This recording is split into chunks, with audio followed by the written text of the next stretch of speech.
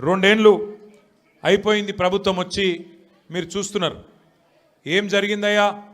కాంగ్రెస్ ప్రభుత్వం మార్పు మార్పు మార్పు అని చెప్పి ఊదరగొట్టి ప్రజలకు హామీలు ఇచ్చి అధికారంలోకి వచ్చి రెండేండ్లయి ఏం జరిగింది ఏం ఒరిగింది అంటే 3 జరుగుతున్నాయి.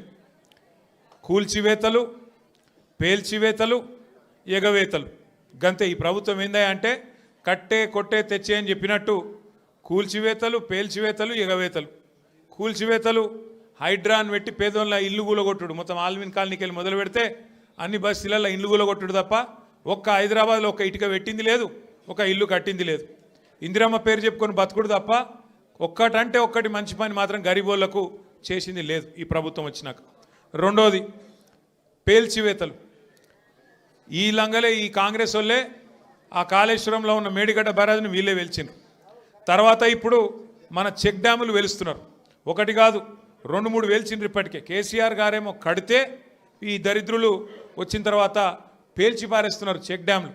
ఇక మా వెంకటేశ్వర రెడ్డి గారు ఇక్కడ ఉన్నాడు. ఆయన ఒక్క కాన్స్టిట్యున్సీలనే కేసీఆర్ గారు దేవరకద్ర, మహబూబ్నగర్ వెనుకబడ్డ నియోజకవర్గం అని చెప్పి పెద్ద ఎత్తున అక్కడ ఒకటే కాన్స్టిట్యున్సీలో దగ్గర 10-20 చెక్ డ్యాములు, 36 చెక్ డ్యాములు కట్టించిండు. వీళ్ళ ముఖాలకు కాంగ్రెస్ వాళ్ళు వచ్చినాక ఒక చెరువు కట్టింది లేదు, ఒక చెక్ డ్యామ్ కట్టింది లేదు, ఒక ఇటుక పెట్టింది లేదు. కానీ ఉన్న చెక్ డ్యామ్లను ఇవాళ బాంబులు పెట్టి పేల్చేస్తున్నారు.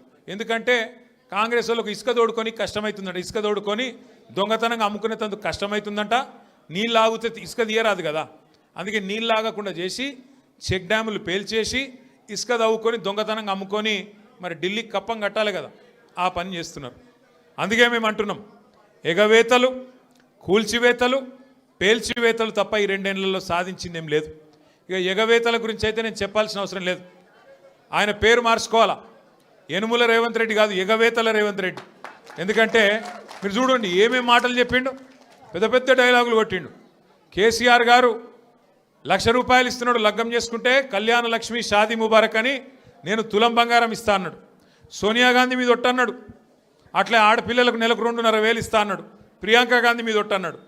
మరి అయినాయా వాళ్ళకని వచ్చినాయా?